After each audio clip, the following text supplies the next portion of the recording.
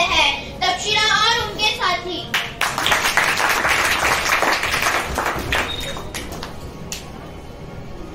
बिस्मिल्लाहिर्रहमानिर्रहीम। शुरू अल्लाह के नाम से जो बड़ा मेहरबान है।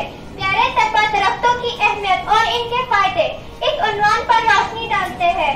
इस महफिल के पहले मेहमान हैं अक्सा शेख जफर। दूसरे मेहमान मरियम इमरान पठान।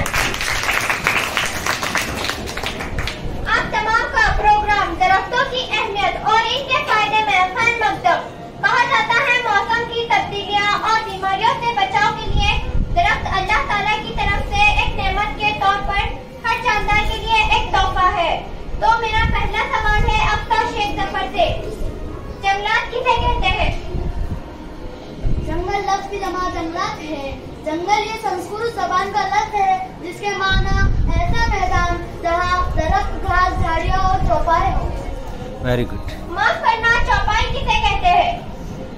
बेजुबान जानवर को चौपाई कहा जाता है, जैसे बैलगाय, घोड़ा वगैरह।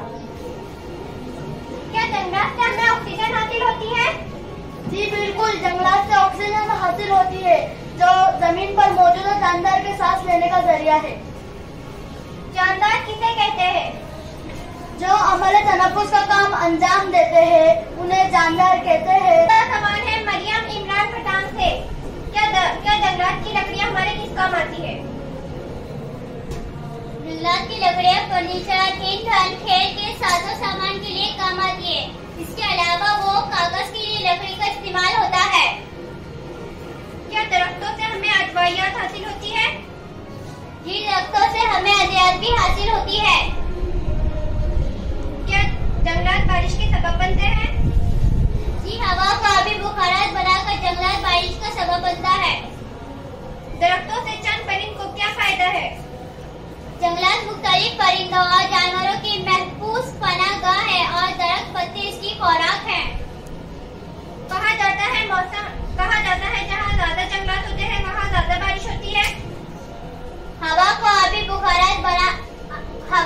बुखारात जंगलात बनाते हैं, इसलिए बारिश ज्यादा होती है। अगर हमें खुशगवार माहौल में रहना है, सेहतमंद रहना है, तो हमें दरख्तों की हिफाजत करनी होगी।